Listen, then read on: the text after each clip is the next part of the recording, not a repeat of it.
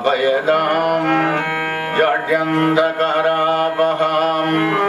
हस्ते स्फटिकमालिकां च ददतीं पद्मासने संस्थितां वन्दे तां जगदीश्वरीं भगवतीं बुद्धिप्रदां शारदा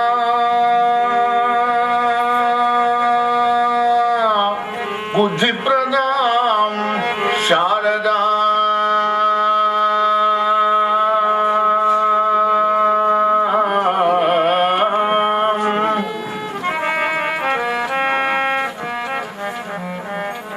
अखण्डमण्डलाकारं व्याप्तं येन चराचरं तत्पदं दर्शितं येन तस्मै श्रीगुरवे नमः।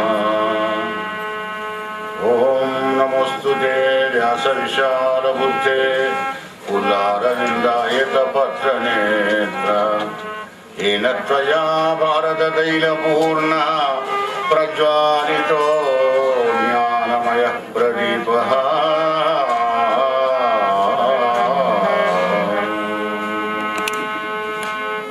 रामं विश्वमयं वन्दे रामं वन्दे रघुद्वरं रामं विप्रवरं वन्दे रामं श्यामग्रजं भजे।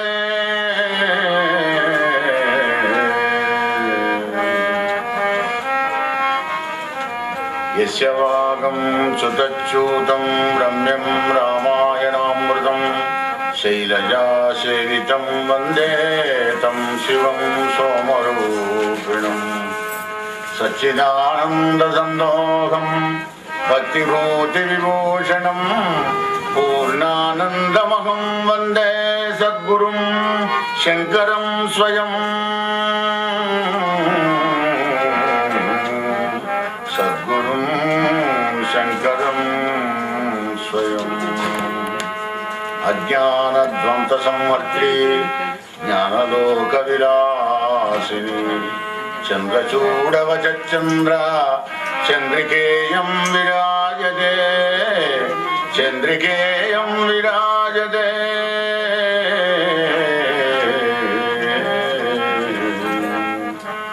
अप्रमेयत्रयातीत निर्मल ज्ञानमूर्तये मनोगिरां विदूराय दक्षिणामूर्तये नमः। कृष्णं कमलपत्राक्षं पुण्यश्रवणकीर्तनं वासुदेवं जगज्योनिं नौमि नारायणहरिम्। ओम नारायणं नमस्कृत्य नरं चैव नरोत्तमं देवीं सरस्वतीं व्यासं ततो जयमुदीरयेत्। हरि ओम श्री गणेश शारदा गुरुभ्यो नमः। श्रीराम जय राम जय जय राम। భాగవత భక్తబంధులారా కోదండరాముని కోమల చరణాలు కోరి నమస్కారపిస్తూ గురుదేవుల పాదపద్మాలు ఆశ్రయించి భాగవత సప్తాహ భక్తి యుగంలో రెండవ రోజు నవవిధ భక్తుల ద్వారా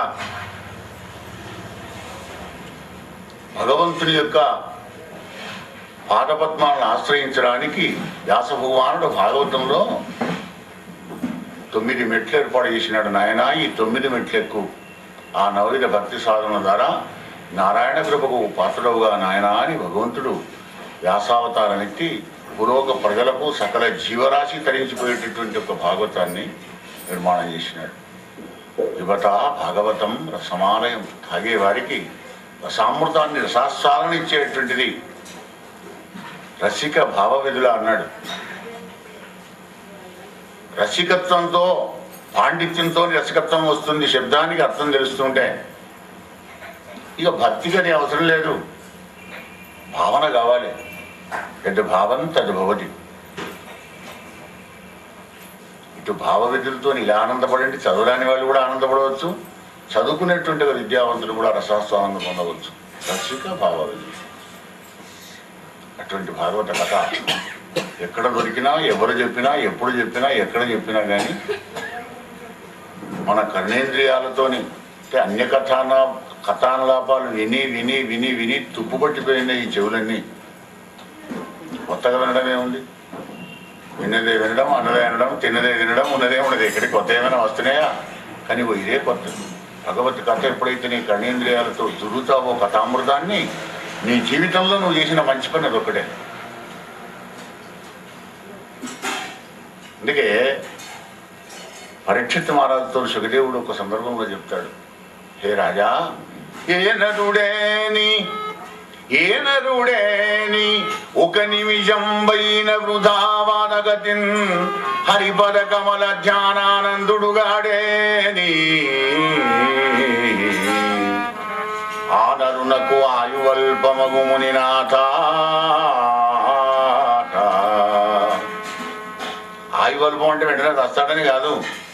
అల్పజీవులు ఎన్ని పుట్టవు, పుట్టలో చెదలు పుట్టవా గిట్టవా, చీమలు దోమలు ఈగలు ఇట్లాంటివి ఎట్లాగో వాడి బతుకు కూడా గట్టాంటిది. ఇక సంపూర్ణ మానవదేహాన్ని పొంది ఇలా ఏనరుడేని ఒక నిమిషం పైన వృధావాదగతిని, భక్తి లేకున్నా మానే కొట్లాడుకోవడానికి వ్యర్థమైన ప్రసంగం చేసినా కానీ రామ కృష్ణ శివ అనేటువంటి సంబంధించినటువంటి చరిత్రని వెళితే నోడుతూ అంటాడో ఆ పరమాత్మ నామాన్ని, అలా కూడా అనడో వాణి ఆయువు అల్పమవును అన్నాడు. అంటే అల్పమైన ఆయుస్సు కలిగినటువంటి ఒక క్రిమి కీటకాదుల వల్లనే వీడు కూడా.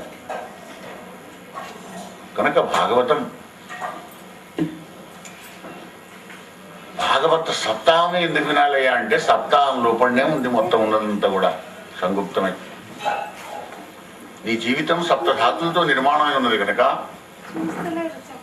సప్త వ్యసనాలతోని అనేక జన్మల నుంచి క్రింది కృషించిపోతున్నావు గనక నీ జీవితంలో ఉన్నది 7 రోజులు సప్తజనాలే గనక మరి సూర్యుని రథానికి సప్తాశ్వరతమారుడు అని అంటాం కానీ షష్టాష్టం కానీ అష్టాష్టం కానీ అనము అశ్వాలు. ఆయన కూడా 7 గుర్రాలే ఉన్నాయి. ఆయన సప్తంలోనే సవారీ చేస్తున్నాడు సప్తాశ్వం మీద. సంగీతానికి కూడా సరిగమ పదని సప్తస్వరాలే కానీ అష్టస్వరాలు కాదు. వివాహం చేసేటప్పుడు అగ్నిహోత్రం చుట్టూ వేద మంత్రాలు చదువుకుంటూ సప్తపది 7 అడుగుల సంబంధం అంటామే. 7 అడుగులు నడిచి ఆ 7 కొండల వాడి కృపకు పాత్రవు గారు ఆ జీవ. నువ్వు ఒక్కడు కావడానికి కష్టం కదా. గృహస్థాశ్రమం లోపల సాధర్మ పత్ని ఎంబడి అంటే సహధర్మానుచారని నీ ధర్మము సాంగ నీ వెంబడి కూడా చేసేటువంటి ఒక ఉత్తమరాలైన శక్తిని పక్కకు పెట్టుకుని వెళ్ళిపోరాను ఆయన. ఒంటరిగా నువ్వు పోలేవు. శక్తిహీనుడు ఏ పని చేయలేదు. అలా సప్తపది ఏర్పాటు చేసినారు మహర్షి. సప్త పూర్వే చత్వారం మనవస్తదా. మన పూర్వ ఋషులు 7గురే. ఆ 7గురు సంతానంతోనే అనేకంగా మనం గోత్రాలు పిలుచుకుంటున్నాం అన్నమాట, అనేక ఋషుల యొక్క పేర్లతోని. కానీ మొదలు ఉన్నవాళ్ళు మహర్షి సప్తపూర్వే. అలా ఈ 7 రోజుల్లోనే ఎప్పుడైనా మరణిస్తాం కనుకనే 7 రోజులు నువ్వు ఏది సాధన చేసినా కానీ 7వ నాడు నువ్వు చెప్పినట్టుగా వింటుంది మనస్సు. లేకపోతే మనస్సు చెప్పినట్టే నువ్వు వినాలి. 7 రోజులు మాత్రం మిస్ కనిపిస్తుంది. ఏది కొత్తగా మనం ప్రారంభం చేసిన సత్సంగంలో పడి వెళ్ళి అది వాళ్ళు చేశారు కదా మనం కూడా చేస్తామని ప్రారంభం చేస్తాం కదా. ఈ 7 రోజుల లోపల ఏడిపిస్తుంది నిన్ను. కనుకనే ఆ భగవంతుణ్ణి స్మరించరా నాయన. హరి హరి హరి హరి హరి హరి అనరా గడియేడు గతి గనరా. హరి హరి హరి హరి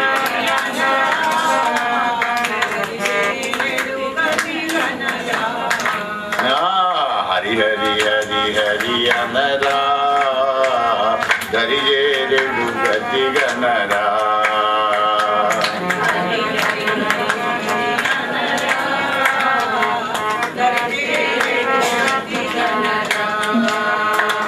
కరివరదుడు కరుణామయుడని విని కరివరదుడు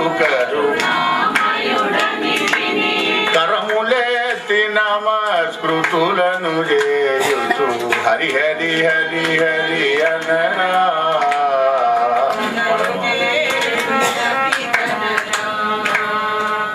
సంసారం బని సతులని సుతులని సంసారం బని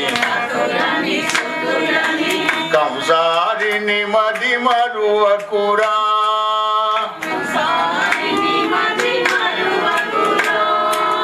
సంసారం బని సతి అని సుతులని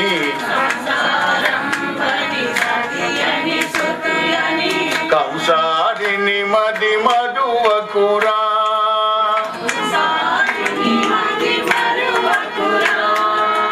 హంస స్వరూపుడు సోహం జనని హంస స్వరూపుడు దేహమందు వసించెనురా హరి హరి హరి హరి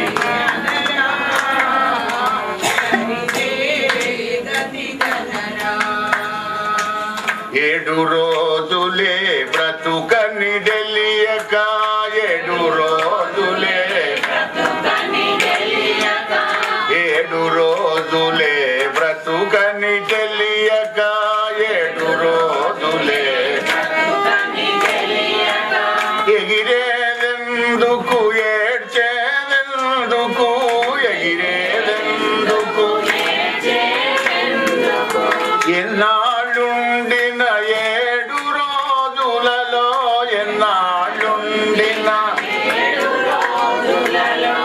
ఏదో ఒక దిన ప్రయాణమే హరి హరి హరి హరి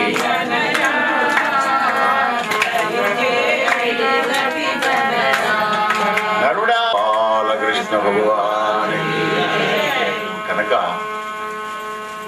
ఆ భగవంతుడి యొక్క నామాన్ని స్మరించడం ఎందుకయ్యా అంటే అనేక వ్యసనాలతోని అనేక జన్మల నుంచి దుఃఖంలో కృంగి కృషించిపోతున్నావు గనక ఆ దుఃఖం ఎలా దూరం అవుతుందో తెలిపేటువంటిదే భాగవతం కనుక భాగవతాన్ని వినవా జీవ జీవకోటికి ఒక మానవుడికే కాదు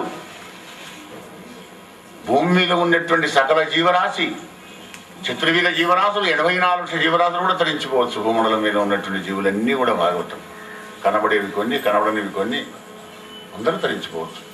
అటువంటి భాగవత కథ నైమిషారణ్యంలో సూతుడు చెబుతున్నాడు. భాగీరథి ఒడ్డుకు పరీక్షిత్ మహారాజుకు శుకదేవుడు వినిపిస్తున్నాడు. హే రాజా సావధానంగా విను. రామచంద్రుడికి పోతన గారు వేస్తున్నాడు. రామా అవతరించు. ధరణి వల్లభా విను. వినడం బంద్ చేసావంటే కనులు మూతలు పడతాయి. తస్మాత్ జాగ్రత్త. సావధానంగా వినవయ్యా. ధరణి వల్లభా విను. ఆ నర్రవరుండు ప్రియవ్రతుండు నారదమాముని చరణ సేవం చెందుతున్నట్టుగా అధ్యాత్మ సత్రయాగంబునందు దీక్షితుండై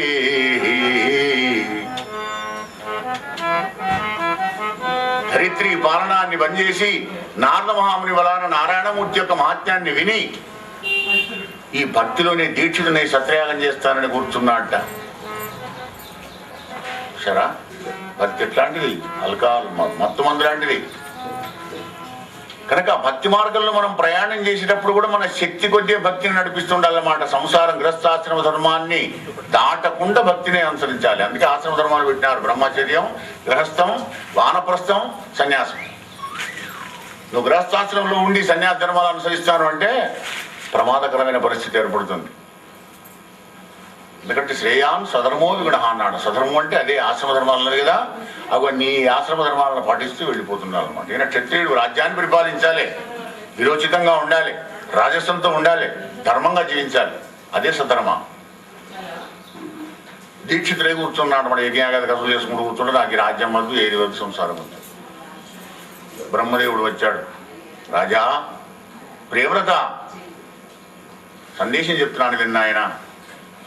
నరేంద్ర శ్రీహరియాజ్ఞం జీవుండు తపో విద్యలం యోగ వీర్య జ్ఞానార్థ ధర్మంబులం తన చేత వరుల చేత తప్పింప సమర్థుండుగాడుగానా ఉత్పత్తి నాశంబులకు శోకమోగ సుఖ దుఃఖములకు ఈశ్వరాధీనుండే గాని జీవుడు స్వతంత్రుండుగాడు. నీకే స్వాతంత్రం లేదని చెప్తున్నాడు బ్రహ్మ.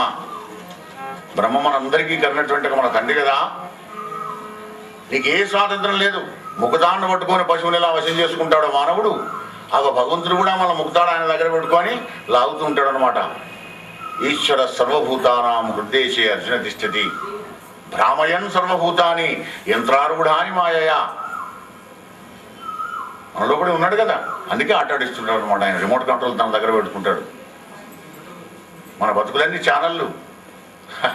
ఏ ఛానల్ సరిగా చూడం. మనం రిమోట్ చేతిలోకి వచ్చిన రాగుతాం. అంటే మీరు 64 ఉంటే 64 వెళ్ళి చూస్తాం. అక్కడేం వస్తున్నాడు, ఇక్కడేం వస్తున్నాడు. ఎందుకు? ఏది చూడం. చూసేదే మళ్ళీ చూస్తాం అందులో అప్పుడే. కనుక నీ సదరం ఏమిటో నువ్వు చేయవయ్యా, క్షత్రియుని సదరం ఏమిటో అది చేయాలి. మరియు జితేంద్రియుండై కామాది సైతుండగుడం చేయాలి సంసార బంధం మునంగలకు సుమ్మా. నువ్వు దీక్షితులు ఇక్కడ ఉంటే మాత్రం నీ మనస్సు ఎక్కడో తిరుక్కుంటూ సంసారంలో పడిపోతే నువ్వు భక్తులు అనంట, జ్ఞానివా. సర్వాన్ కామాన్ పరిత్యజ్య హే రాజన్, సర్వాన్ కామాన్ పరిత్యజ్య అద్వైతే పరమే స్థితి.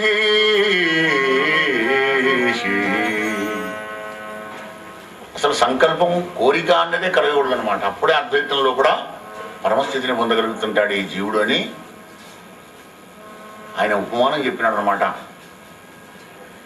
పరమహంసోపనిషత్తులోని యొక్క సందేశాన్ని వినిపించినాడు బ్రహ్మ.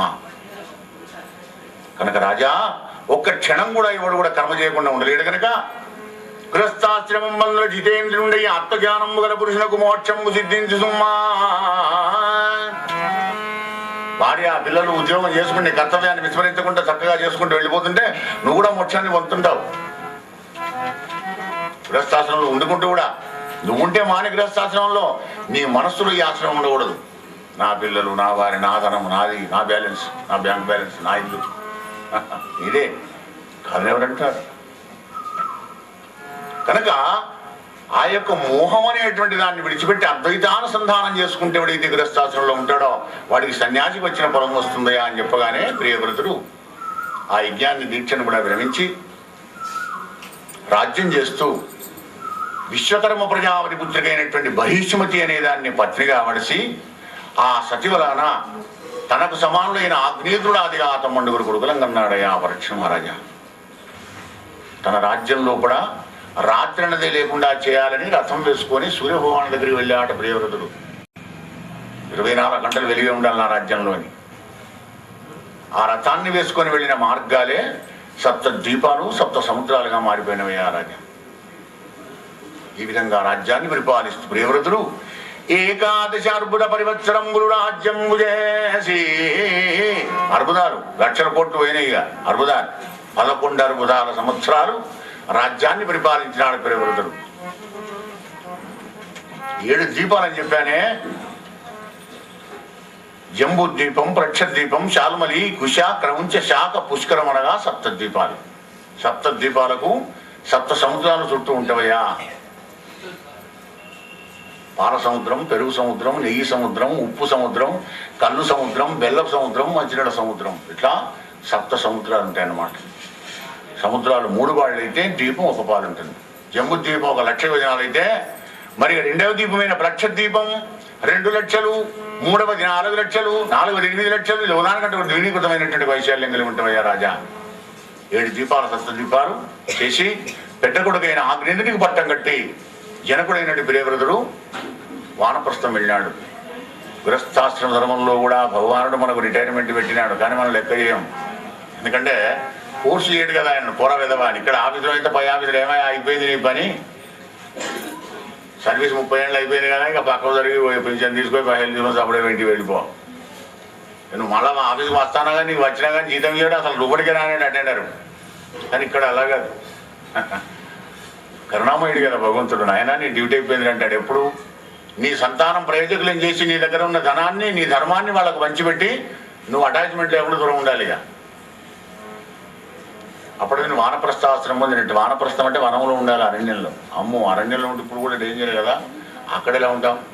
వద్దు, నీ ఇంట్లోనేమో ఒక గదిని ఏర్పాటు చేసుకొని అదే అరణ్యం అనుకొని చక్కటి చిత్రపటాలు వేసుకొని ఆ భగవంతుడిని మనసు పోయేటట్టుగా వాతావరణాన్ని కల్పించుకొని ఏకాంతంలో ధ్యానం చేసుకుంటూ కూర్చో.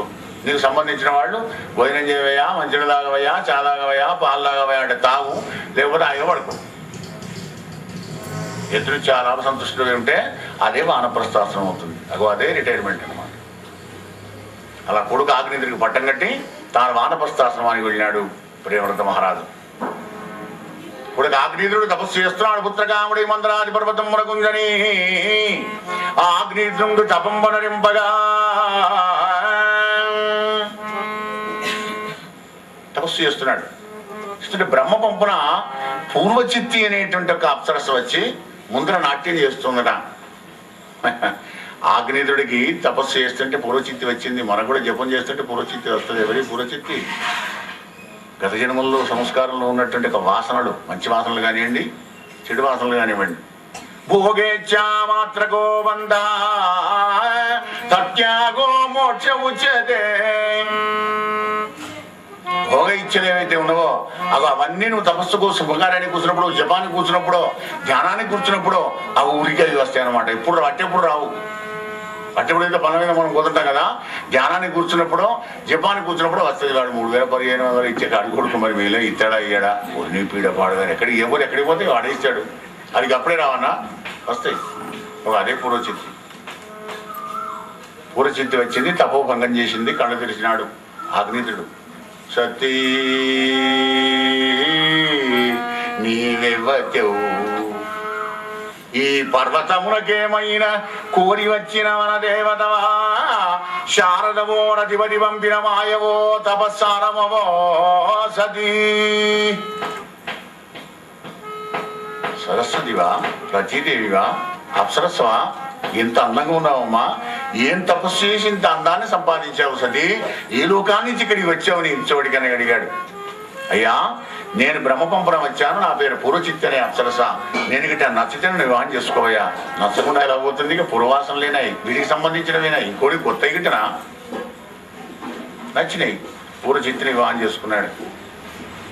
అంటే నువ్వు ఎటో పోతానంటే నీ యొక్క పూర్వవాసనలన్నీ మళ్ళీ నువ్వు ఎక్కడికి పోవాలి అక్కడికి తీస్తున్నావు అనమాట. అంటే నీకు స్వాతంత్రం లేనంటే కదా, జీవుడు అస్వతంత్రుడనంటే కదా. నువ్వు ఎన్ని మార్గాల లక్ష్యంతో నువ్వు వెళ్ళినప్పటికీ కూడా లక్ష్య సిద్ధి నీకు కలగదు. ఇప్పుడు సంకల్ప త్యాగం అయ్యేంతసేపే. ఆ సంకల్ప త్యాగం అయిందంటే మాత్రం పూర్వచిత్తి రాదు. సంకల్ప త్యాగం లేకుండా ఎలా అయింది? భార్య కోసం తపస్సుకే వెళ్ళేవాడు. మరి భార్య కోసం తపస్సు ఎందుకయ్యా అంటే, అనుకూలవతి అయినటువంటి భార్య కావాలంటే కూడా తపస్సే కావాలి. అందుకే తపస్సుకు వచ్చాడు మొదల పర్వతానికి. పూర్వచిత్తి అనే అప్సరసను వివాహం చేసుకున్నాడు మహానుభావుడు. పూర్వచిత్తిని వివాహం చేసుకొని ఆ పూర్వచిత్తి వలన శీల ఔదార్య విద్యావయ స్త్రీల చేత 13 కొడుకులం కన్నాడు. వాడు నాభి. 10 మంది కొడుకులు కన్నాడు. 9 ఆయన కంటే ఈయన 10 మందిని కన్నాడు. పెద్దవాడు నాభి. ఆ నాభిని పెంచి పిల్లవాళ్ళందరినీ కూడా ప్రయోజకులను చేసి నాభికి పట్టం కట్టి ఆగ్నేయుడు తప్పుకున్నాడు.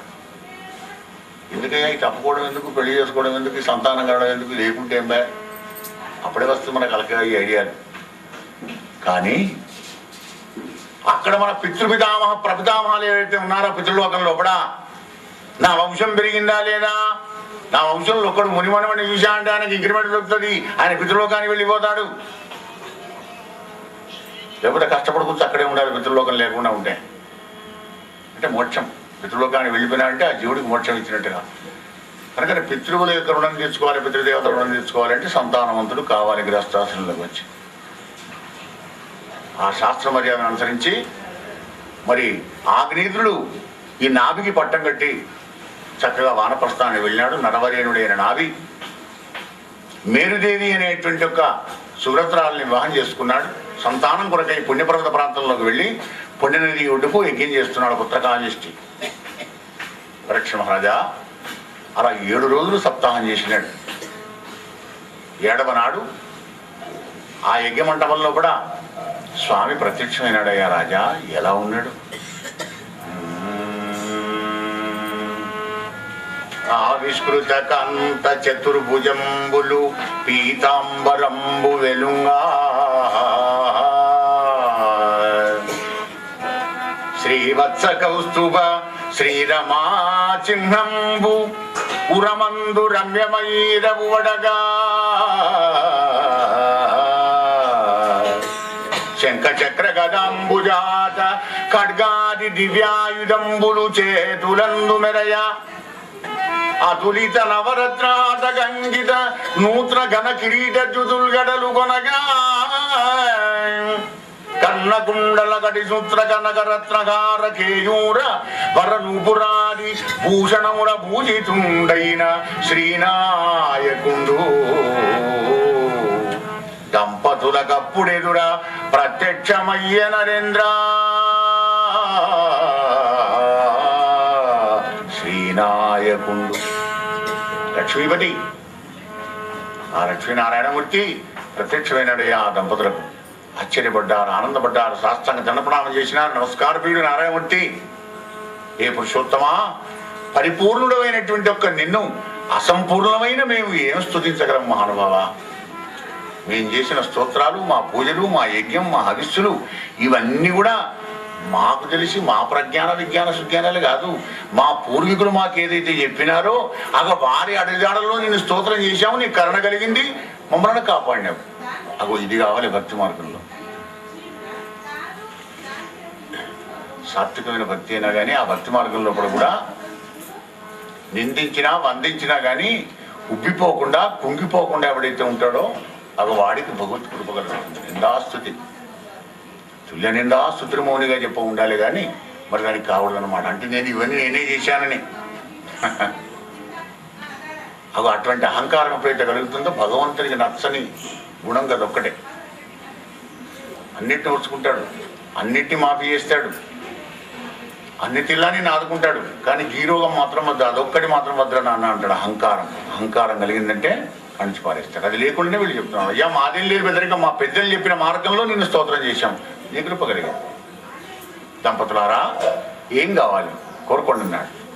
నా దర్శనం అయింది కదా అంటే నీలాంటి కుమారుడు మాకు కావాలి స్వామి. నాలాంటి వాడు ఎక్కడ ఉన్నాడు, నేనే పుట్టాలి మీ కడుపులో. 14 లోకాల్లో వెతికినా నాలాంటి వాడు లేడు, నాకు నేనే సాటి కనుక దంపతులారా నాయనా నాభి నీ యొక్క భార్య మేరీదేవి గర్భంలో పుడతానుకోమన్నాడు.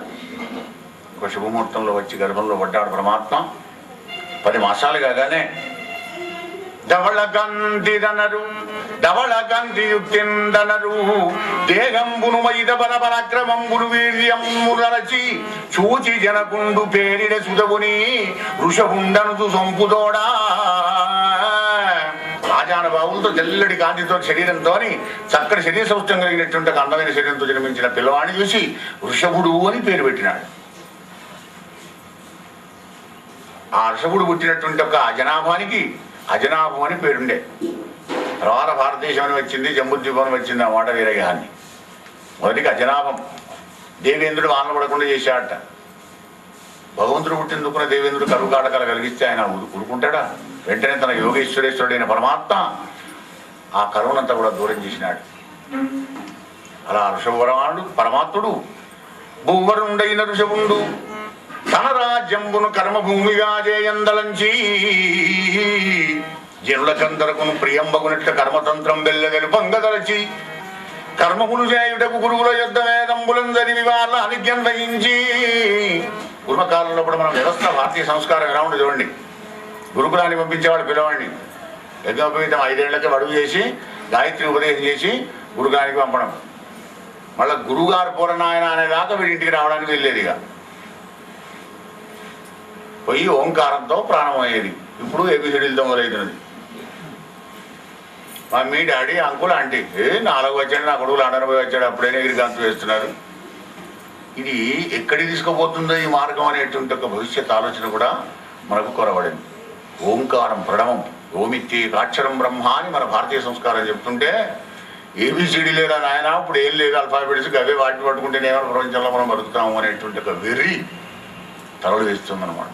రాజారామచంద్ర భగవానికి ఆ విధంగా గురువుల దగ్గరికి వెళ్ళి వేదాలు చదువుకొని సకల శాస్త్ర పారంగతులైన ఋషభుడు ఆ తర్వాత గురువు ఆజ్ఞతోని శతమన్యుడిచ్చిన జయంతి కన్యంబరణేయం వయ్యి జయంతి అనేటువంటి ఒక అమ్మాయిని వివాహం చేసుకొని అట్టి పడతి వలన భరతుడాదిగా 100 కొడుకులగనను 100 మంది కొడుకులు. పెద్దవాడు భరతుడు. ఋషభ భగవానుడి యొక్క సంతానం 100. పెద్దవాడి పేరు భరతుడు. అందరినీ పెద్దవాళ్ళని చేసినాడు.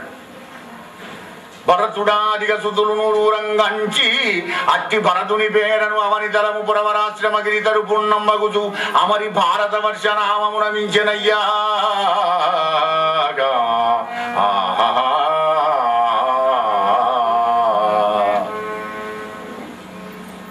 దీనికి మూలం ఏషాం ఖలు మహాయోగి.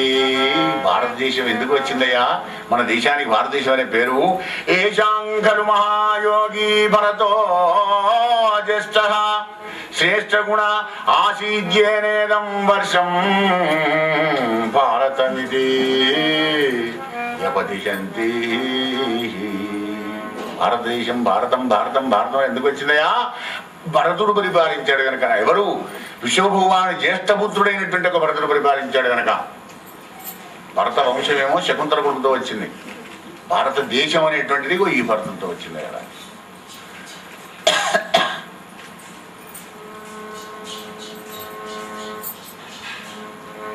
కొడుకులందరినీ పెద్దవాళ్ళని చేసినాడు. ప్రయోజకులైనారు. కొడుకులందరికీ దగ్గరికి పిలుచుకున్నాడు. నాయనాయి నేను వెళ్ళిపోతున్నా వానప్రస్థం. పెద్దవాడిని భరతుడికి పట్టం కట్టినాడు. తన ఇలారా జ్యేష్ఠ భ్రాత పితృసమాన, నా మాదిరిగా వీడిని చూసుకోండి భరతుడిని. కన్న తండ్రి తన కుమారులకు ఏమేం చెప్పాలో భాగవత్ సందేశం. తనయులార వినుడు ధరలోన పుట్టిన పురుషులకు శునకములకు లేని కష్టములందచ్చుగాన కామంబుల వలన మీరు బుద్ధి చేయవలదు సుమా.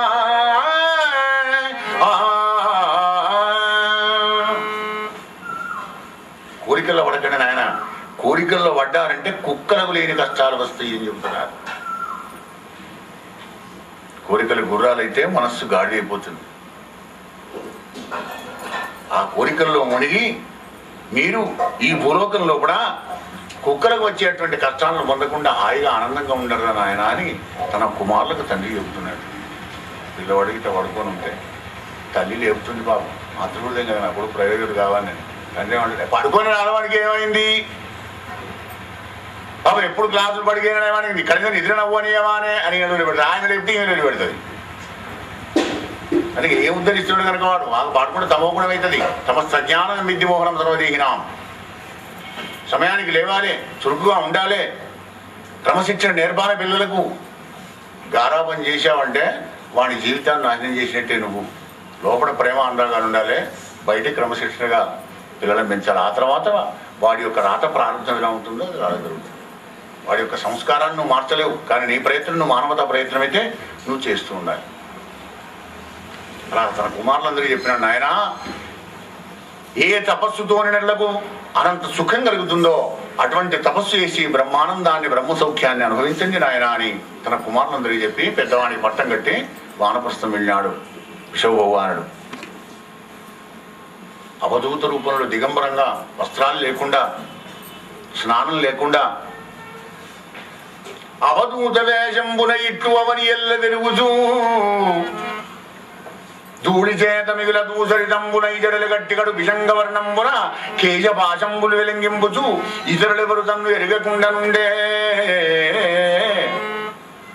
ఎవరిలో చూస్తే మనం పిచ్చివాళ్ళు అంటామే, అలా పిచ్చివాళ్ళలాగా ఉన్నాడు, దయ్యం పట్టివాళ్ళలాగా. కానీ జనాలను పిచ్చి చేసుకుంటూ ఆయన నవ్వుకుంటూ వెళ్ళిపోతున్నాడు. మీరే పిచ్చి, నేను కాదు పిచ్చి అని. జ్ఞానం, పరిపూర్ణమైనటువంటి జ్ఞానం ఉన్న మహాత్ములకు ఈ శరీరం పైన ధ్యాస ఉండదన్నమాట. ఈ తొడుగు ఎప్పుడైనా రాలిపోయేది అనేటువంటి నిస్పృహభావం చూపించుకుంటూ ఋషభ భగవానుడు రజోగుణ వ్యాప్తులైన కలియుగ ప్రజలందరినీ కూడా ఉద్ధరించడానికి ఇగో ఈ అవతారం ఎత్తి ఒకనాడు గ్రీష్మ ఋతువులో పడి చెట్టు రాకి మంటలు పడుతుంటే ఆ మంటలో పడి తనుత్యాగాన్ని చేసినాడు అయ్యా రాజా. గోపాలకృష్ణ భగవానికి జయ. నమ పార్వతీపతే హర హర మహాదేవ. 24 అవతారాల్లో ఈ ఋషభావతారం అత్యంత పావనమైనటువంటి ఒక అవతారం అయ్యా రాజా. నరేంద్ర, భరతుడు రాజ్యాన్ని పరిపాలిస్తున్నాడు. ఇలా రాజ్యాన్ని పరిపాలిస్తూ విశ్వరూపుడు అనేటువంటి వాడి కుమార్తెను పంచజని అమ్మాయిని వివాహం చేసుకున్నాడు భరతుడు. ఈ 2 స్కందాల్లో పంచమ స్కందం, షష్టమ స్కందం అంతా కూడా వివాహాలు, సంతానం, వానప్రస్థాశ్రమం వెళ్ళడం. అంటే గృహస్థాశ్రమే చాలా గొప్పది. అసదృశ్య గృహస్థము పరమార్థమనంగా, పరమార్థానికి పట్టుకొమ్మే గృహస్థాశ్రమం. ఎందుకంటే బ్రహ్మచారి అయినా, వానప్రస్థుడైనా, సన్యాసి అయినా భవతీ భిక్షాందేయి అని 12 గంటలు కాగానే ఆకలి వాడిని ఇంటికి వస్తాడు. ఆ 3 ఆశ్రమాల వాళ్లకు భిక్ష పెట్టి అదృష్టానికి నోచుకున్నాడు గృహస్థు. కానీ అది ఎలా మారిపోయింది? ఎవడు రానేరారు. ఇప్పుడు ఈ టీచర్ ఎవడు వస్తున్నాడు ఇంటికి? భౌతిక పిచ్చాను అని వస్తున్నాడు ఎవడన్నా? లేకపోతే ఎవడైనా పిచ్చగాండ్రు కొనల గిట్ట భగవంతుడు పరీక్ష చేయడానికి వచ్చే ఉంటే అయ్యో కొడుకకి ఇప్పుడే తిన్నావా, లేకపోతే పెడితే నీకు కడుపుంటే పెడుతు కొడుక అంటారు. ఇంత మామూలు గచ్చాడు గంజం లేదు. తింటే ఏమైంది? మొత్తం గంజం తిన్నావా అని పెట్టా అని చెప్పడం, నేను తిన్నామని చెప్పడం. ఆయన కావాల్సింది అన్నం, 3 పట్టాలు అన్నం. ఓ పట్టంటే పట్టడే పెట్టవచ్చు, కానీ ఇంగిల్లే తోరకు పెట్టుకో కదా అని పెడతామా? లేదు మేము తిన్నాక పెట్టడం పిల్ల పాపం కావాలా? నీ పాపం పాడు, కానీ పెట్టకపోవడమే పాపం. కనుకనే మనం దైనందిన జీవితంలో మనం చేసే మన పొరపాట్లను, మన అజ్ఞానాన్ని, మన మాయా అవనికనంతా కూడా బట్టబయలుది చూపుతుంది భాగవతం. భాగవతం అంటే రహస్యం, మన జీవన విధాన రహస్యం అంతా బయలు చేస్తుంది. కొడుకని భాగవతం బయటపడదు కదా, కొడుకేతులు పోయినావు కదా గుడి అంటారే. ఇగో ఈ జోగులోనే అనేకమైనటువంటి జ్ఞానం ఉంది. భాగవతం అంటే రహస్యం, మనకు తెలియని రహస్యం అందులో ఇమిడి ఉందన్నమాట. ఆ రహస్యాన్ని తెలుసుకొని మన జీవితాన్ని చక్కబెట్టుకొని మన అజ్ఞానాన్ని దూరం చేసుకొని జ్ఞానవంతం కావాలనే ఆశతో భగవంతుడు కరుణతోని మనకు అందించాడు వ్యాసదేవుడు. నమ పార్వతీపదే హర మహాదేవ హర. శుభలగ్నంలో కూడా పంచజని అమ్మాయిని వివాహం చేసుకున్నాడు. వివాహం చేసుకోవాలి, గృహస్థాశ్రమంలో రావాలి. ఇట్లా వివాహితుడై ఆ పంచజని వలన సుమతి ఆదిగా 5 కొడుకులను కన్నాడయ్యా భరతుడు. నిజ పితృపితామారు ఏ మార్గంలో జీవించినారో అలాగే జీవించి భగవంతుడిని మర్చిపోకుండా, మరియు నా భరతుండు శ్రీవత్స కౌస్తువనమాలంకృతండును సుదర్శనాధ్యాయుధోపరక్షితుండు నిజభక్త జన ఉదయారవిందవాసుండును పరమ పురుషుండైన వాసుదేవుని యందు అధిక భక్తి అనుదినంబు చేయుచు 50 లక్షల వేల ఏళ్ళు రాజ్యంబు పరిపాలించనయ్యా. 50 లక్షల వేల ఏళ్ళు, 50 లక్షలేళ్ళు కాదు, 50 లక్షల వేలు రాజ్యాన్ని పరిపాలించాడు. ఇక భారతదేశం, భరతఖండం, భారత భూమి, భారతదేశం రాదా? ఇప్పుడు 20 సంవత్సరాలు ప్రైమ్ మినిస్టర్గా పనిచేస్తే ఆయన 4-5 బొమ్మలు పెడతా, 4 వీళ్ళల్లో 4 అంతకంటే కడైన మా అనుభవుడు 50 లక్షల ఏళ్ళు ఈ రాజ్యాన్ని భూమిని పాలించాడంటే భారతదేశం అని పేరు వచ్చింది. 50 లక్షల ఏళ్ళు పరిపాలించి పితృపితామైనటువంటి ఒక రాజ్యం తన కుమారులందరికీ కూడా పంచి ఇచ్చి, గండకీ నది అంటే సాలగ్రామశిలో దొరికేటువంటి గండకీ నది దగ్గర పురహాశ్రమం ఉంది. ఆ పురహాశ్రమంలోకి వచ్చి తపస్సు చేసుకోవడానికి ఎందుకున్నాడు మహానుభావుడు ఆశ్రమాన్ని. హాయిగా నదిలో స్నానం చేయడం, పురహాశ్రమంలో తపస్సు చేసుకోవడం. రోజులు హాయిగా వెళ్ళిపోతున్నాయి. అంతపరతుండొక్కనాడ మహానదిలో కృతస్నానుండయి ప్రణవోచ్చారణంబు చేయుచు సూర్యుని కర్ఘ్య ప్రదానం విచ్చు సమయంబునా గాయత్రి మంత్రం చెప్పుకుంటే ఇలా ప్రణవోచ్చారణ చేసుకుంటూ అర్ఘ్యం విడుస్తున్నాడు. పాపం అంతలోకే ఒక లేడీ గర్భవతి, లేడీ నీళ్లు తాగడానికని వచ్చింది. అది ఏ శబ్దం విన్నా కానీ దానికి భయం ఎగిరింది. పాపం సింహమో పెద్దప్పుడు గాంటించగానే ఆ భయానికి అంతెత్తు ఎగిరిందట. నీళ్ళల్లో పడింది ఉందరా యోని మార్గం గుండా లేడీ పిల్ల గర్భంతో ఉన్నది కదా, ఆ లేడీ పిల్ల వచ్చి మన భర్తని చేతిలో పడింది. పాపం కళ్ళు తెరిచి చూసినాడు. అక్కట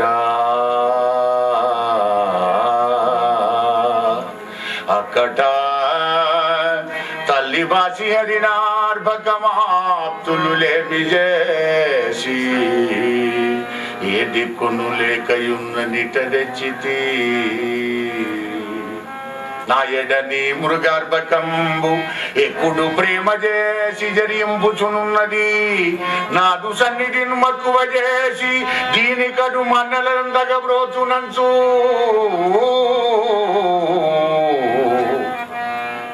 ఈ తల్లి తెచ్చిన బిడ్డను, శరణమని వచ్చినటువంటి బిడ్డను, దిక్కులేనటువంటి ఒక ఈ లేడిక్కునను నేను కాపాడుతానని చెప్పి ఇంటికి తీసుకొని వచ్చి దానికి రక్షణ చేసుకుంటూ, భోజనం పెట్టుకుంటూ, ఆహారం పెట్టుకుంటూ, దానికి ఏమేం కావాలో అన్ని పెట్టుకుంటూ పెంచుతున్నాడు. అలా 1 నెల, 2 నెలలు, 6 నెలలు గడిచిపోతుంది. ఎక్కడికి పోయినా వెంబడి లేడిపిల్లే. కొమ్ములతో గీకుతుంది, డెక్కలతో గీకుతుంది, బుధాలని గీకుతుంది, ఒళ్ళోకి వచ్చి కూతుంటుంది, నెత్తి మీద పోతుంది, బుధాల మీద కూతుంటుంది. అని ఇష్టంగా సన్నిధిలోకి పోయినా, పుష్పాలకు పోయినా, నదికి పోయినా 24 గంటలు ఏడిపిల్ల వెంబడే. 1 గంట, 2 గంటలు గిట్ట ఆ ఏడిపిల్ల కనబడకపోతే ఏడిచేవాడయ్యా ఆ యొక్క భరతుడు. పరీక్ష మహారాజా, ప్రేమ ఎంత గుడిలో చూసావా? హరిణ పోతమా హరిణ పోతమా నీకు వనంత మందు క్రూర మృగ బాధ లేకుండా కోరుచుండా తలగిపోయిటివే ఎనుచు చిత్తమునందు రాజ ఋషభుండు చాలా రాటముందే. ఇన్నాళ్ళు నిన్ను క్రూర మృగబాధ నుంచి కాపాడుకుంటూ అల్లారముద్దుగా పెంచుతుంటే నా బిడ్డ ఎక్కడ పోయినా 2 గంటలైంది ఇంకా రాలేదు. ఏదో క్రూరమో భక్షించిందేమో పాపం నా కూనను అని ఏడుస్తుండేవాడు పాపం. 2-3 గంటలు కాగానే అది ఎక్కడో ఆడుకొని మళ్ళీ తిరిగి రాగానే ఆనందపడి ఎత్తుకునేవాడు. ఏ పరీక్ష మహారాజా తనకు మోక్ష విరోధమని పాయగారాని పుత్రాదులను రాజ్యాన్ని ఐశ్వర్యాన్ని అన్నిటి విడిచి తపస్వి ఆ యొక్క భరతుడు ఈ హరిణ శాపకం మీద పోషణంతో దాన్ని లాలించడంతో మరి మూషక బిలానికి సర్పంచ్ వచ్చినట్టుగా మళ్ళీ పొక్కరకు పడ్డాడయ్యా అంటే యోగభ్రష్టుడు అయిపోయినాడయ్యా. ఎంత వారికైనా తీరదు రాజా. కాన నరేంద్ర కాన ఎంతవానికైనం కాలంబు గడవరామినట్లుగా కపోదు పరమమూలకైన పాయదు కర్మంబు నరుల నంగయంత నరవరణ్య నరుల నంగయంత నరవరేణ్య. పరమమునులైనటువంటి గొప్ప మహత్తులకి అట్లా అయిందే. ఇక సామాన్య మానవులు లెక్క ఏం చెప్పంటావా రాజా? యోగ భ్రష్టుడైపోయినాడు అనమాట. అంటే మన కారణదేహం, సూక్ష్మదేహం, స్థూల దేహం 3 దేహాలతోనే మనం నడుస్తున్న మన చరిత్ర, మన నాటకం. ఈ స్థూల దేహం సూక్ష్మదేహం పోయినా కారణదేహం ఒకటి ఉంటుంది. అది మళ్ళీ బీజమైతే జన్మ వారు ఆ విఘ్నం కలిగి యోగభ్రష్టుడైపోయినాడు భరతుడు. భరతునికి అంతా అంత్యకాలం ప్రాప్తమైంది. ఆ అంత్యకాలంలో కూడా యోగం లేదు, ఓంకారం లేదు, ప్రణవం లేదు, పరమాత్మ లేడు, రామ లేదు, కృష్ణ లేదు. నాలేడి పిల్ల దాన్నే ప్రేమించారు కదా. ఆశ్రమంలోకి వచ్చి రాజ్యం విడిచిపెట్టి వచ్చినప్పుడు లేడి పిల్ల కనబడ్డప్పటి నుంచి నాలేడి నారణమా అనుకుంటే ఉండే. ఇక భగవంతుడు ఎక్కడ మనం స్మరించాలి. ఆ హరణం మీది యొక్క ప్రేమతోని మళ్ళీ హరణమై పుట్టాడయ్యా ప్రాణాలు విడిచి. హరణమై పుట్టినప్పటికీ కూడా పూర్వజన్మ స్మృతి మర్చిపోకుండా ఉన్నాడు. అదే గొప్పతనం జీవుడిని. అన్నీ పోతాయి కానీ విష్ణుభక్తి మాత్రం పోదు. నువ్వు ఎంత అనుసరిస్తే అంతే, అదే స్టాక్ అయి ఉంటుంది. అట్లా సంసార భోగభాగ్యాలు అన్నీ వెళ్ళిపోతాయేమో, దేహం పోతుందేమో, కానీ నువ్వు సంపాదించిన ధర్మం, దైవభక్తి ఇవి 2 మాత్రం మర్చిపో. భక్తి నేర్చుకున్నది ఉన్నది కదా. ఆ హరిణావతారం ఎత్తి లేడి పిల్లగా ఉండి అదే పురాశ్రమంలో గండకి నది పొండి తిరుక్కుంటే పశ్చాత్తాపడు ఇంత ఏడుస్తున్నాడు బాబు భరతుడనే జీవుడు. లేడిగా ఉన్నాడు కానీ లోపల జీవుడు ఆడే. నహన్యతే అన్యమానే శరీరం నజాయతే మ్రియతే వా కదాచిన్నాయం భూత్వా భవితా వారభూజః అజో నిత్య శాశ్వతోయం పురాణో నహన్యతే హన్యమానే శరీరే నహన్యతే హన్యమానే శరీరే. ఓరప్పుడు ఉండి ఓరప్పుడు లేక ఉండేటువంటి వాళ్ళు ఎప్పుడు మొదటి నుంచి లాస్ట్ దాకా ఉండేవాడే జీవుడు. మరి శరీరమే పోతుంది కానీ జీవుడికి నశింపలేదయ్యా. పశ్చాత్తాపడుతున్నాడు, ఏడుస్తున్నాడు, తను చేసిన తప్పు తెలుసుకున్నాడు. నేను ఎక్కడి వాడిని ఎక్కడ పడ్డాను. రాజులు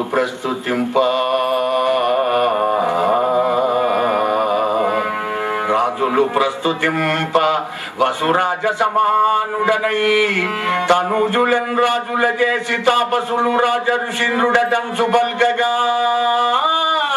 తేజమునంది ఈ హరిణ దేహమునందుల ప్రీతి చేసి నా యోజ జడంగనే జడిచి యోగి జనంబులలోన బేలనై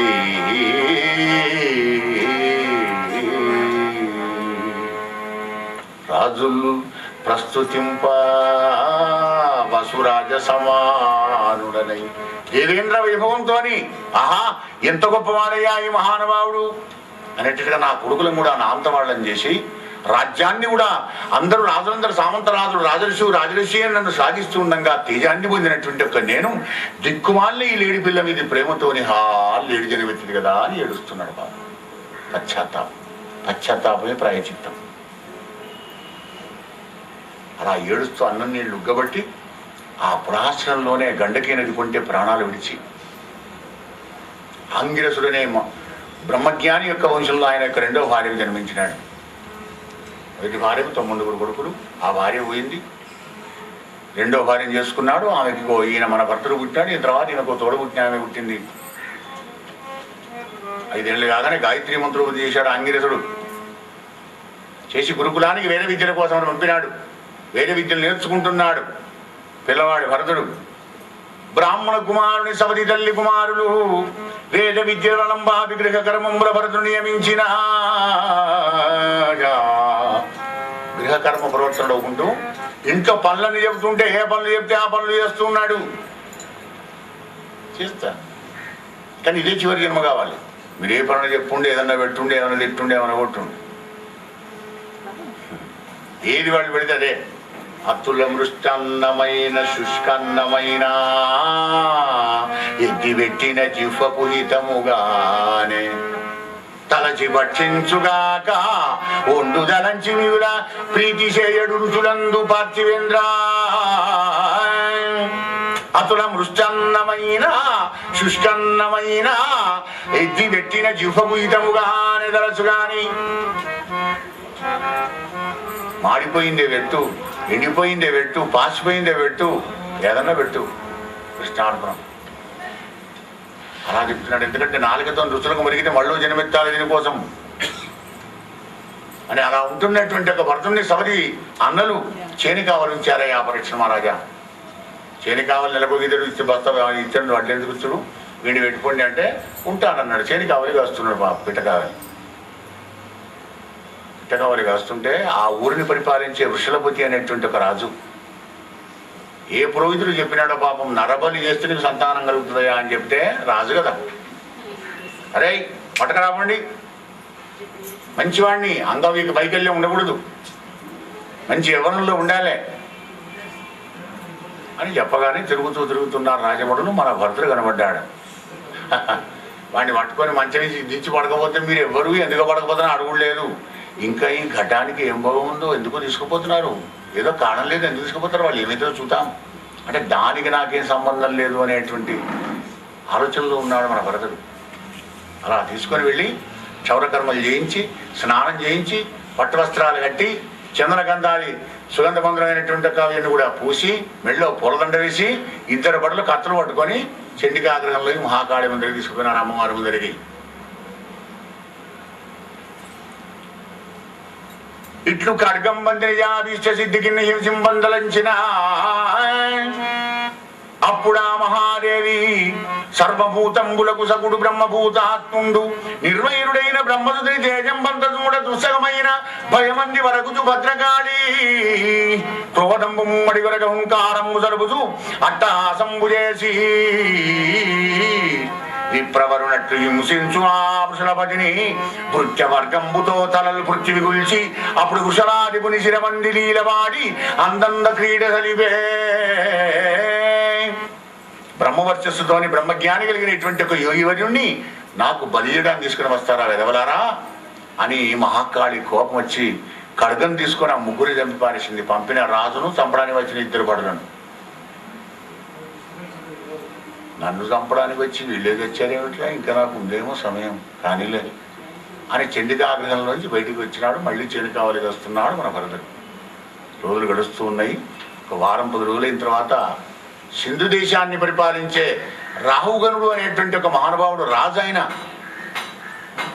ఆ రాజు తత్వజ్ఞానం కోసమని కపిలదేవుని దగ్గర బయలుదేరి వెళ్ళాలి ఆ కపిలాశ్రమానికి. శాస్త్రం ఏం చెబుతుంది, రాజు కానీ పెళ్లి కొడుకు కానీ మఠాధిపతి కానీ భగవంతుడు కానీ ఈ 4 కాళ్ళు నడకన పోకూడదు. కనుక పల్లకి కావాలి, వాహనం కావాలి ఏదోటి. అరే బెస్తవాణని పిలవండి పల్లకి వాడని. అయ్యా ఒక్కడు తక్కువ ఉన్నాడు, చాలు తక్కువ ఉంటే ఇక్కడ పడకరామని రాజు ఆర్డరేనే. తక్కువ ఉంటే ఎట్లయితే 6 5 ఉన్నారంటే ఇంకోటి పడకరామండి అని పీట పాడగానే ఎట్లా కొత్తడు వీళ్ళకు దొరకాలి వాహకుడు.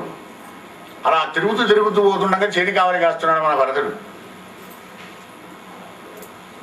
అరే వీడు బాగున్నాడు రా, బలం కూడా ఉంది, మంచిగా ఆరోగ్యంగా ఉన్నాడు, వీడు మోస్తాడు కదా అని వాడిని తీసుకొని వచ్చాడు. ఇక్కపోతే ఎక్కడికైనా అడుగులేదు, వాళ్ళు తీసుకుపోయి పెట్టారు. వాళ్ళకి వెనక పట్టుకున్నాడు అనమాట. ఓహో, ఇంకా దీనికి ఈ ఘటభోగం కూడా ఉందా, కానీలే ప్రారంభకరం అనుభవించాలి కదా.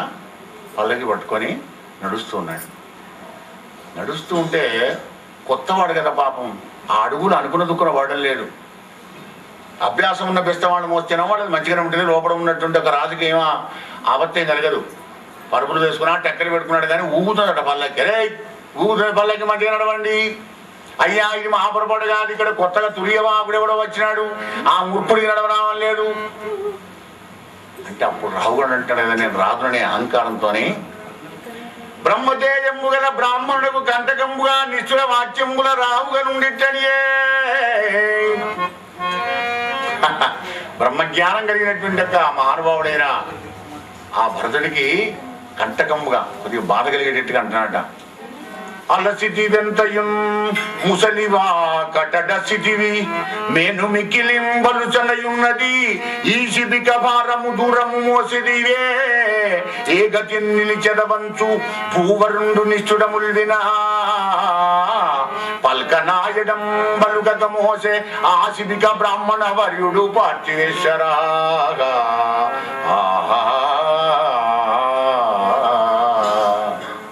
అలసిటివి ఎంతయు ముసలివా కడదచ్చిదివి. కూడిన లేదా డొక్క ఎడుకపోతున్నది, ఈ అవతారం ఎలా ఉన్నదిరా, ఎడుకపోయి ఉన్నావు కదా, చర్మమా అస్కలే ఉన్నాయి నీకు. ఇంత 4 అడుగులు మొత్తం అమ్మాయవా, ఏయ్ మంచిగా నడు, లేకపోతే కోడా తీసుకొని పెట్టాడు మంచిగా నడుస్తావు నువ్వే.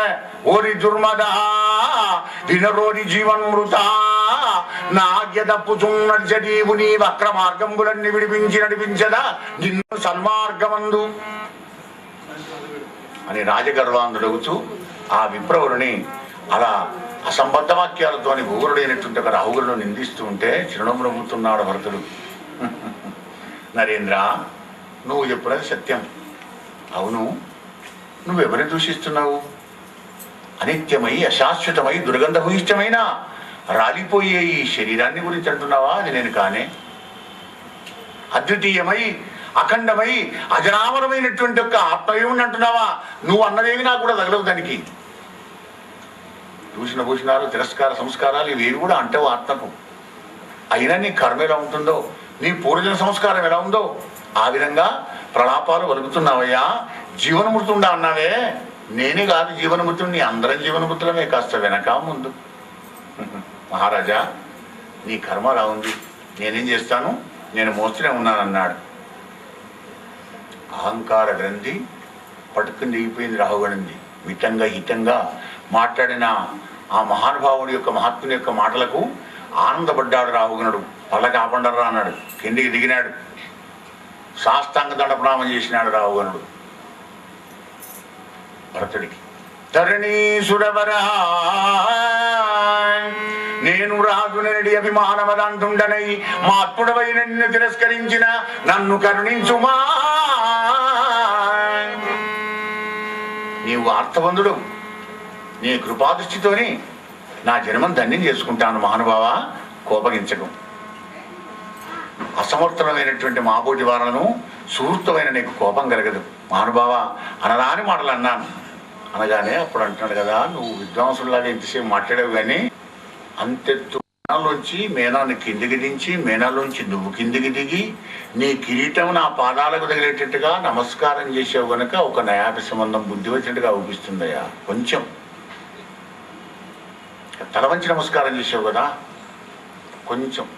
అవును, తత్వజ్ఞానాన్ని బయలుదేరి వెళుతున్నావా? బ్రహ్మజ్ఞానం కావాలా నీకు? రాజా, ధరలోన బ్రహ్మంబు తపంబుల దానంబుల గృహధర్మంబుల జలగ్ని సోమ సూర్యుల చేత శృతుల చేత నైన పరమ భాగవతుల పాద సేవ పొందిన వారికి పొందంగా రాదు సుమ్మా. పంచమహాభూతాలను ఆరాధన చేస్తూ ఉండాలి నిత్యం. పరమ భాగవతోత్తముల యొక్క పాద సేవతోని మరి వాళ్ళు గిట్ట కరుణిస్తే నిన్ను నీ జన్మం ధన్యమైపోతుంది, దొరుకుతుంది. మరి అది ఆ భగవంతుని పాదార విందాల మీద మనస్సును పెట్టి హరిగుణానువాదమోదితాత్ములకు బుధుల పాదసేవ అనుదినంబు చేసినన్ అంతమీద మోక్ష మార్గమునకు పద్మాక్షునందు పట్టుబడియుండు నీ బుద్ధి సుమ్మా. ఎల్లప్పుడూ భగవంతుని యొక్క కథలను సంకీర్తనం చేసుకుంటూ ఆనందాబ్దిలో మునిగేటువంటి ఒక మహానుభావుల పాద ధూళిని నెత్తిని పెట్టుకుంటే వాళ్ళ కృపగిట్ట కలిగితే నీకు బ్రహ్మజ్ఞానం కలుగుతుందయ్యా. అంత తొందరగా కలుగుతుందా? ఫిలాసఫీ తత్వజ్ఞానం నేర్చుకోవడానికి వెళుతున్నావు రాజా. నరేంద్ర, నేను పూర్వకాలంలో భర్తుడనే మహారాజును. తపస్సు కోసం పురాశ్రమానికి వచ్చి దిక్కుమాలి లేడి పిల్లని ప్రేమించి లేడైననయ్యా నేను. మళ్ళీ మరణించి ఆ లేడి దేహాన్ని విడిచి ఇగో ఇప్పుడు నేను రాజునైనప్పటికీ కూడా నీ పల్లకి మోస్తున్నానయ్యా. ఎందుకు? నా ప్రారంభకరం అంతా ఓడిపోవాలని. కానీ నువ్వు పల్లకిలో కూర్చున్నావు, నీ పల్లకి నేను మోస్తున్నా. నీకు నాకు గంతే తేడా. నీ గడభోగం అట్టా ఉంది, నా శరీర యాత్ర గడభోగం ఇక ఈ విధంగా ఉన్నదయ్యా అని తన కథనంతా కూడా చెప్పి, రాజా మాయ చేత దాటంగరాని పదమునబడ్డ జీవుడు, మాయ చేత దాటంగరాని పదమునబడ్డ జీవుడు 20 గుణకర్మముల చేయించు లాభం ఆశించి తిరిగాడు నరకుమారికి. ఈ మాయలో పడిపోయినటువంటి జీవుడు ఏం చేస్తాడట? ఏదో లాభం బేరీజు వేసుకొని సామాన్లు అమ్ముకొని విక్రయించేటువంటి బిజినెస్ వ్యాపారం ఉంటాడు కదా, అగో అట్ట టాలెంట్ ప్రయత్నం చేస్తుంటా అన్నమాట ఈ జీవుడు. ఫలం అపేక్షింపుదు మాయక ఈ జీవుండు సంసార గణ సంచారి అవుతుండు సుమ్మా. నరేంద్ర, ఈ సంసార అరణ్యమునందున కామలోభాది తస్కరులం కూడి ధరణి విజితేంద్రియుండు గాని నరుని బట్టి ధర్మమరియడు మహాధనమునెల్ల దోచుకొనరు సుమ్మా. 6 దొంగలుంటారు ఈ సంసార అరణ్యం లోపల.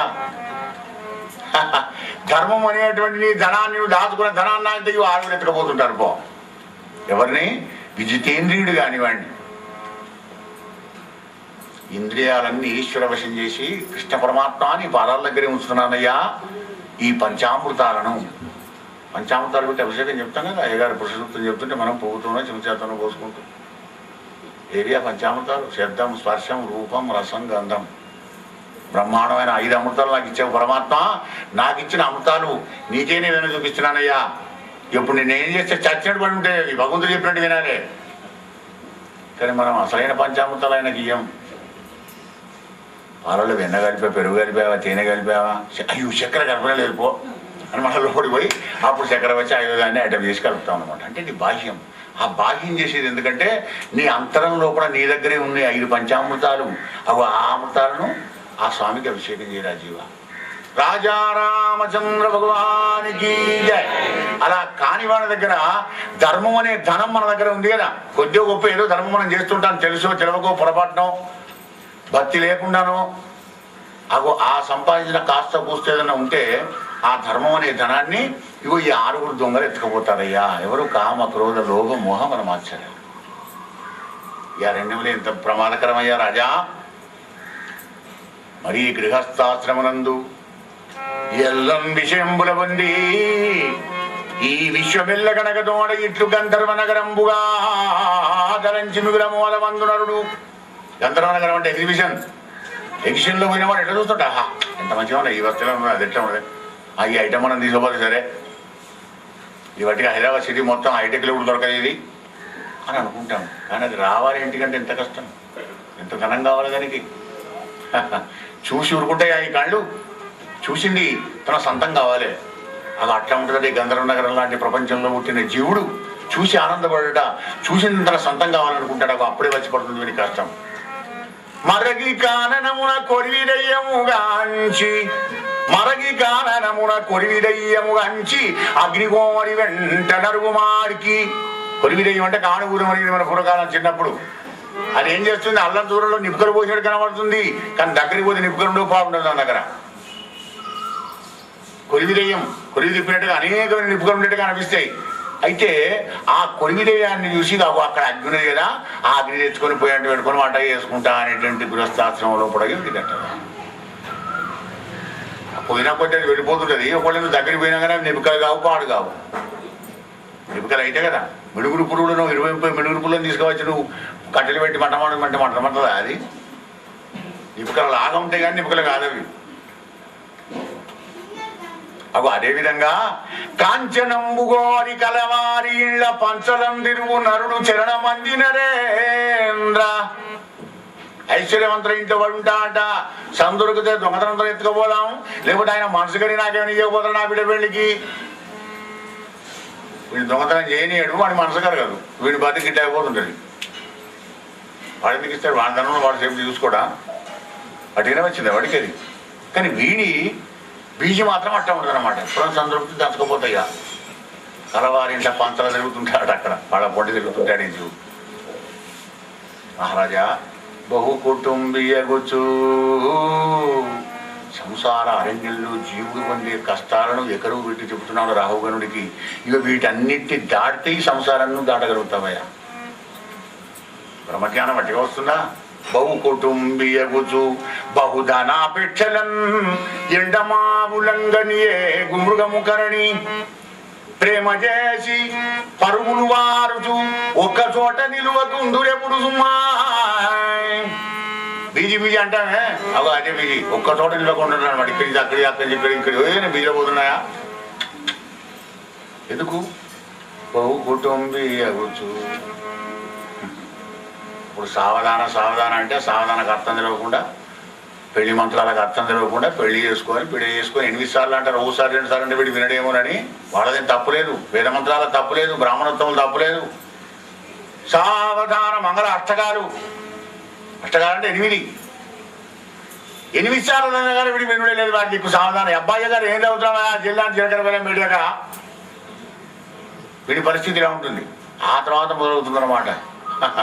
అప్పుడు సావధాన అంటే వినకపోతే ఇప్పుడు నా సావధాన కాబట్టి ఎంత పని అయిపోయారా, భగవంతుల గిట్టయితే నేను పెళ్లి చేసుకోకపోదు. ప్రతివాడు గట్టగా అంటాడు, గిట్టయితే నేను పెళ్లి చేసుకోకపోదు అంటే గిట్టని మొదలైన తెలిస్తే నీకు అది.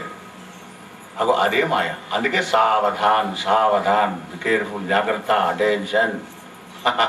సింగిల్ విండో కదా నువ్వు, అమ్మగారు వస్తున్నది ఇప్పుడు ఆదిశక్తి డబుల్ విండో అయితే తస్మా జాగ్రత్త సావధాన సులగ్న సావధాన. గృహస్థాశ్రమంలోకి రాగా వేద మంత్రాలను మంగళాష్టకాలు చదివి జీలకర్ర బెల్లం పెట్టించి అవి మన వాళ్ళు వేరే విధానంగా ఈ వివాహం చేస్తుంటారు. వివాహ వ్యవస్థలు కూడా అదనమాట. అది తెలుసుకోలేక బహు కుటుంబీ అనేక మంది సంతానాన్ని కానీ ఇక వాళ్ళ ఖర్చులకు దానికి దీనికి ఎండమావులంగని ఏగు మృగముకరణి ప్రేమ చేసి పరువులు వారుచు ఒక చోట నిలువక ఉందురెప్పుడు నరేంద్ర. కుదడం ఉంటే ఎలా నడుస్తుంది మరి? నా వారికి చీర కొనుక్క రావాలి, నా పిల్లలకి అంగిల బట్టలు తీసుకురావాలి అన్నప్పటికీ మరి నువ్వు రికా ఉంటే ఎలా అవుతుంది? బిగి బిగి పరుగులు పెట్టు, ఉరుకు ఉరుకు, పరుగో పరుగు, జీవితమే పరుగైపోతుంది. మహారాజా సంసార మార్గ సంచారుండై అధిక ప్రయాసంబులంగూర్చు అర్థములను సుమ్మా. అనేక ధనాలను పొందగోరి నా జీవితం పోయినమానే, నా పురాణ బాగుపడితే అయిపోయా, వీడి జీవితం పోయినమానే, వీడి వచ్చినమానేనడా. అందుకే త్యాగరాజస్వామి అంటాడు, ఇది చాలా సుఖమో రాముని సన్నిధి సుఖమో తెలుసుకోగా మనస, నువ్వే డిసైడ్ చేసుకో. ఇక నిధి ఉంటే నీ సన్నిధికి ఎవరు వస్తారు? దొంగలు వస్తారు. రాముని సన్నిధి ఉంటే ఎవరు వస్తారయ్యా? విష్ణు పార్షదులు వస్తారు. మరి అదిగా నా సుఖము ఈ సుఖము నువ్వే డిసైడ్ చేసుకుంటే మరి ఏదో ఒకటి తిరుగుపోతా ఉంటాడు మహాత్ముడు త్యాగరాజు. కనుక ఈ ధనం కోసమని అనర్థమైనటువంటి ఒక విహారాలన్నీ చేస్తుంటాడు అర్థం కొరకై రాజా అని. సంసార అరణ్యం లోపల సుఖం గోష్పదం కష్ట పర్వతనయ, పర్వతం అంత కష్టాన్ని అనుభవించాలి. మరి సుఖం ఏమన్నా ఉంటే కొంచెం గోష్పదం అంతా ఉంటుంది, గోపాదం అంతా ఉంటుంది సుఖం అని సంసార భీకర అరణ్యాన్ని వర్ణించి ఆ అరణ్యంలో కూడా కలిగేటువంటి ఆపదలన్నీ కూడా వివరించి చెప్పినాడు రాహుగనుడికి మన యొక్క భర్తల వారు జలభర్తుడు. అనగానే అప్పుడు అంటాడు రాహుగనుడు, ధరణీసురవరా హే ధరణీసురవరా నీ శ్రీ చరణంబుజయుగల రేణు సంస్పర్శము నా హరిభక్తి మిగుల నాకు అధికంబయ్యే